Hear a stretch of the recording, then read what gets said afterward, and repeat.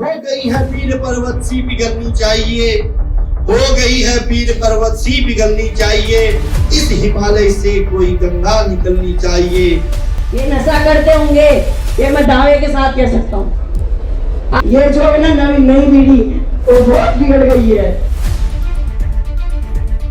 ये घटना बेटा उस समय की है जब दीपावली में हम सब लोग दीपावली की तैयारियां करते हैं, कोई बम पटाखे तो कोई खिलौने लाते हैं। उसी समय एक जवान देश का जो कई समय से घर नहीं आ पाता, इस दिवाली में उसके छोटे छोटे बच्चे भी उससे मिलना चाहते हैं, उसके बूढ़े माता पिता भी उसको देखना चाहते हैं। और एक संदेशा आता है कि इस दीपावली में वो जवान घर आने वाला है, वो इस दीपावली में अपने माँ बाप और बच्चों के साथ त्योहार मनाने वाला है। मानो पूरे घर में खुशियां आ जाती है, मानो पूरे घर में खुशियां आ जाती हैं। आज वो दादा दादी जो काफी बूढ़े हो चुके हैं, उनके आंखों में भी एक सकारात्मक ऊर्जा पैदा हो जाती है। आज वो छोटे छोटे भैया बहन भी अपने पापा से मिलने के लिए लालायित होते हैं, और जो माँ दिन भर अपने बच्चों का लालन पालन करती है, आज वो भी दुल्हनों की तरह सजने लग जाती है। दीपावली के कुछ दिन पहले और जैसे ही घर आने की खबर मिलती है तो पूरे गांव में खुशी आ जाती है। और एक दिन पहले जब हम धनतेरस का त्योहार मनाते हैं, रात को फिर अचानक फोन आता है और वो बूढ़े पिता उस फोन की ओर जाते हैं और उन्हें लगता है कि ये फोन उनके पुत्र का है, हो सके वो कहीं आसपास पहुंच चुका है। लेकिन जैसे ही फोन उठाते हैं तो एक संदेशा आता है कि कल जम्मू कश्मीर से आते हुए कुछ आतंकवादियों ने घात लगा के हमला किया और उनसे युद्ध करते करते कई जवान शहीद हो गए, उनमें एक बेटा आपका भी है। केवल इतनी बात बोल के वो फोन कट जाता है। आप मानो न मानो, वो 70-80 साल के बूढ़े माता पिता जमीन में गिर जाते हैं, उनके बुढ़ापे की लाठी टूट जाती है। जो माँ कल तक दुल्हनों की तरह सजी थी, आज वो बेहोश सी पड़ जाती है। अभी तो वो छोटे भैया बहनों की नींद भी नहीं खुली थी। जब वो सुबह उठते हैं तो घर में कोहराम मच जाता है। जो कल तक आंगन खुशियों से खिला था, आज वो शमशान बन जाता है। वो दोनों भैया बहनों को अभी पता भी नहीं। वो अपने मम्मी पापा के बारे में, अपने पिता के बारे में माँ से पूछते हैं, कोई उत्तर नहीं मिलता। वो दादा दादी से पूछते हैं कि आज तो पापा आने वाले थे, कोई आंसर नहीं मिलता बेटा। जब वो बाहर निकलते हैं तो आंगन में असंख्य लोगों की भीड़ नजर आती है। उन्हें लगता है कि शायद उनके पिता आ गए। वो कहते हैं, वो भाई अपनी बहन से कहता है कि आज पापा से कोई नहीं मिलेंगे, आज अपने पिता से हम मिलेंगे, हम दिवाली का त्योहार मनाएंगे। वो छोटी बहन कहती है कि आज मैं अपने दोस्तों की तरह अपने पिता के गले लगूंगी। वो दोनों भैया बहन गांव वालों से पूछते हैं किसी पिता को देखा है, लेकिन कोई उत्तर नहीं देता। और तब उनकी नजर तिरंगे से लिपटी एक जो शहादत उस आंगन में आती है, उस पर जाती है। और जब वो देखते हैं कि वो तिरंगे से लिपटी शहादत कोई और नहीं, उनके पिता है, तो वो दोनों भैया बहन उस तिरंगे से लिपट जाते हैं बेटा, और उस तिरंगे के गले लगने लगते हैं और रोते हुए खड़े होते हैं। कहते हैं कि माँ, हम समझ गए कि अब हम अपने पिता के साथ कभी दीपावली नहीं मना पाएंगे, अब हम और बच्चों की तरह फिर कोई त्योहार नहीं बना पाएंगे। माँ, मैं समझ गया कि आज तू क्यों उदास सी है। जो तेरे मांग में सिंदूर था, हाथों में चूड़ियां, तेरे हाथ की लाली आज क्यों मिट सी रही है। माँ, मैं समझ गया कि फिर तू कभी दुल्हनों की तरह सज नहीं पाएगी। वो बेटी कहती है कि माँ, मैं समझ गई, फिर हम अपने पिता के गले नहीं लग पाएंगे। और दोनों भैया बहन कहते हैं कि हम अपने दादा दादी के बुढ़ापे की लाठी को फिर नहीं देख पाएंगे।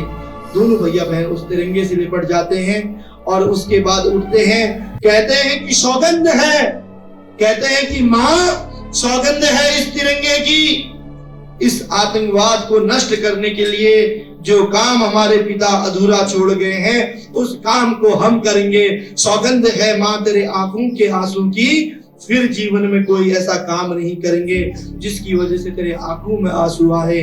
सौगंध है हमें अपने दादा दादी की, इनके बुढ़ापे की लाठी हम बनेंगे। सौगंध है माँ इस जननी जन्मभूमि की, इस समाज को आगे बढ़ाने के लिए हम आगे बढ़ेंगे। मैं कहना चाहता हूं कि जब एक छोटे से परिवार का, एक शहीद के परिवार के भैया बहन इतना सोच सकते हैं, तो फिर इस विद्यालय में बैठा हुआ भैया, इस विद्यालय में बैठे हुई बहनें और इस विद्यालय के छात्र छात्राएं अपने देश के लिए, उन जवानों के लिए, अपने माँ बाप की दीर्घायु के लिए, एक अनाथ के लिए, एक छोटे से बच्चे के लिए इस नशा रूपी राक्षस को क्यों नहीं छोड़ सकते, जो हम दोस्तों के साथ अपने माँ बाप को छलावा देके इस नशे के आगोश में बढ़ रहे हैं, इससे मुक्ति क्यों नहीं प्राप्त कर सकते।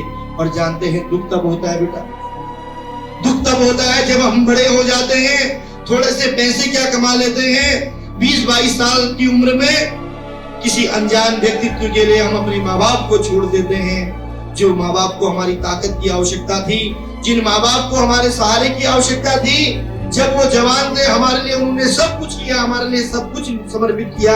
अब वो जब माँ बाप बूढ़े हो चुके थे, जब आपको उनकी ताकत बनना था, आप उनको वृद्धाश्रम में डाल देते हैं और कई लोग तो अनाथालय में भेज देते हैं। मैंने ऐसे कई अनाथालय वृद्धाश्रम देखे हैं जहाँ बूढ़े बुजुर्ग से लेके नन्हे मुन्ने बच्चे रहते हैं। तो आपसे निवेदन करना चाहता हूँ कि ये कैसी युवा पीढ़ी, फिर ये कैसी दोस्ती, फिर ये कैसा टसन, फिर ये कैसा युवा उत्तराखंड, और फिर ये कैसे धारचूला के बच्चे जो अगर अब भी नहीं बदल सकते तो वो कभी नहीं बदल सकते, और जो अपने माँ बाप के नहीं हो सकते वो कभी किसी राष्ट्र के नहीं हो सकते। तो केवल इतना कहूंगा अपनी वाणी को विराम देते हुए कि हो गई है पीर पर्वत सी पिघलनी चाहिए, हो गई है पीर पर्वत सी पिघलनी चाहिए, इस हिमालय से कोई गंगा निकलनी चाहिए। मेरे सीने में न सही तेरे सीने में सही, लेकिन एक आग ऐसी हो वो आग जलनी चाहिए। सिर्फ हंगामा खड़ा करना, सिर्फ हंगामा खड़ा करना मेरा मकसद नहीं, सिर्फ हंगामा खड़ा करना मेरा मकसद नहीं। कोशिश है कि हर हाल में इस धारचूला की सूरत बदलनी चाहिए, हर हाल में इस धारचूला की सूरत बदलनी चाहिए। जय हिंद, जय भारत, जय उत्तराखंड। धन्यवाद। मेरा नाम दिव्यांशु भट्ट है, मैं कक्षा सप्तम का छात्र हूँ जी। एक बाप अपने बेटे को उस मुकाम तक पहुंचाने के लिए अपनी फटी चप्पलें पहनेगा, लेकिन अपनी फटी चप्पलें पहनेगा, बरसात में फटी छतरी लेकर जाएगा, लेकिन अपने बच्चे को अच्छे विद्यालय में पढ़ाएगा और अपने बच्चे के लिए रेनकोट जरूर लेके आएगा, बच्चे की सारी इच्छाएं पूरी करेगा। वो बाप है, कभी कुछ नहीं बोलेगा, आपकी सारी इच्छाओं को वो पूर्ण करेगा। वो बाप है, अपने मन के अंदर सोचेगा लेकिन कुछ नहीं बोलेगा। सर ने बोला कि अपने जो बच्चे होते हैं वो अपने माता पिता को वृद्धाश्रम भेज देते हैं। ये बहुत गलत बात है। उस माता पिता ने बचपन से लेकर आज तक तुमको इतने अच्छे से पाला है। तुम अगर आज अपने बाप की लाठी नहीं बन सके तो तुम किसी काम के नहीं हो। अगर तुम अपने बाप की लाठी नहीं बन सके तो तुम किसी काम के नहीं हो। अगर अपनी माता की तुमने इच्छा पूरी नहीं की तभी भी तुम किसी काम के नहीं हो। अनाथ आश्रम भेज देंगे अपने माता पिता को, यह मत सोचो। माता पिता ने बचपन से लेकर तुम्हें बड़े होने तक इतने अच्छे तरीके से पाला है। माता खुद तुम्हें अच्छी जगह सुलाएगी, खुद जमीन पे सो जाएगी, लेकिन कभी नहीं अपने बच्चे का बुरा सोचेगी। जो माँ है वो सबसे ऊपर उसका दर्जा है। भगवान खुद नहीं आ सके इसीलिए माँ को भेजा, भगवान खुद नहीं आ सके इसीलिए माँ को भेजा। तुम क्या समझ रहे हो कि तुम वृद्धाश्रम भेज दोगे उनको? आज मैं इस मंच से यह संकल्प लेता हूं कि आज जो भारत के युवा है वो अगर अपने माँ पिता के लिए गलत सोच रखे तो वो किसी काम के नहीं है, और अगर वो भारत के लिए गलत सोचे, अपने भारत के पीठ पीछे खंजर हुए, तो वो कभी भी किसी काम के नहीं है। जो आतंकवादियों को जो ये नशा के कारण जो पैसा मिलता है उसी से तो हमारे पीठ में खंजर मोड़ते हैं। क्या सोच रहे हो तुम लोग? एक दिन तुम्हें भी सुरक्षा नहीं मिलेगी। आज तो भारत के जो वीर जवान है अपने घर के 30 त्योहार छोड़कर तुम्हारे लिए सरहद में है, तुम्हारी सुरक्षा के लिए आज सरहद पर वो खड़े हैं। तुम सुरक्षित रहो, तुम विद्यालय सुरक्षित से जाओ, लेकिन आज ये भारत के नए युवा उस नशे के चक्कर में आज अपने माँ बाप के कर्म भूल रहे हैं। एक माँ बाप अपने लिए क्या करता है, बच्चा विदेश गया है, उन्हें क्या पता बच्चा तो किसी गलत संगत में। बाप हर दिन मेहनत करेगा उस बच्चे के घर बनाने के लिए, लेकिन जो बेटा है वो तो गलत संगत में है। इस विद्यालय के ये नव युवा है ना, ये जितने भी है ना, इनमें से मैं आधे से ज्यादा से कह सकता हूँ कि नशे में होंगे, ये नशा करते होंगे, ये मैं दावे के साथ कह सकता हूँ। आज इन युवाओं को पता नहीं है कि इनके माता पिता कितना कष्ट झेलते हैं। अंतिम में मैं सिर्फ इतना कहूंगा, भारतवासियों अभी भी समय है, सुधर जाओ, नशे को छोड़ दो, वरना आतंकवादी पीठ पीछे खंजर घूमेंगे, तुम्हें पता नहीं चलेगा। सुरक्षा तुम्हारी है, ये याद रखना। अपनी माता की इच्छा पूरी करनी है, ये भी याद रखना। अभी यहाँ आते हैं, पीछे लास्ट बेंच में बैठ जाते हैं और क्या करेंगे, पीछे लास्ट बेंच में बैठ के सर आगे से पढ़ा रहे हैं और पीछे से पता नहीं क्या करें। सर का पढ़ाया हुआ नहीं सुनेंगे उस समय, जब बड़े हो जाओगे तब पता चलेगा कि क्या हम समय सर खाली अनावश्यक रूप से नहीं बोल रहे थे। सर ने कुछ सोच रखी है बोलने की कि मैं इन बच्चों को पढ़ाऊं। सर किसी के लिए बुरा ना सोचें। आचार्य जी कभी किसी के बच्चे का बुरा नहीं सोचेंगे, सबका सकारात्मक सोचेंगे, सबका अच्छा हो। ये जो मैंने पढ़ाया है बच्चा ना, ऐसा सोचेंगे सर कि जो मैंने पढ़ाया बच्चा है वो एक दिन अच्छा मुकाम करे, IAS बने, PCS बने, वकील बने, वक्ता बने, अधिवक्ता बने, प्रवक्ता बने, देश का प्रधानमंत्री बने, राष्ट्रपति बने, सेना का बड़ा अधिकारी बने। ये सोचेगा एक आचार्य जी। लेकिन बच्चे इतनी गंदी सोच रखेंगे ना आचार्य के प्रति। गुरु क्या होता है? गुरु एक बच्चे का मार्गदर्शक होता है, लेकिन क्या सोचते हैं गुरु क्या है? अरे छोड़ो यार, आगे बता रहा है, नहीं सुनते हैं। बड़े होकर पता चलेगा कि गुरु ने जो चीज बोली वो सकारात्मक सही सोच से बोली। कभी इसको नकारात्मक मत लेना। गुरु मारता भी है ना जो चोट, वो भी तुम्हारे सकारात्मक के लिए होती है।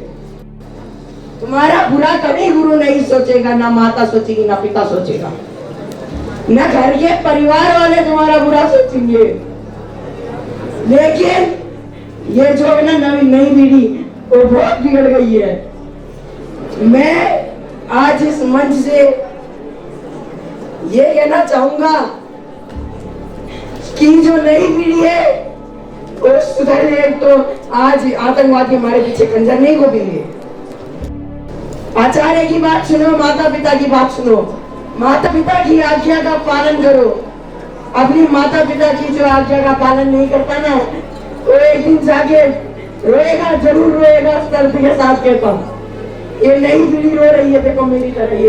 ये नई पीढ़ी के आगे सुनिए, सर्दी के साथ कहता हूँ।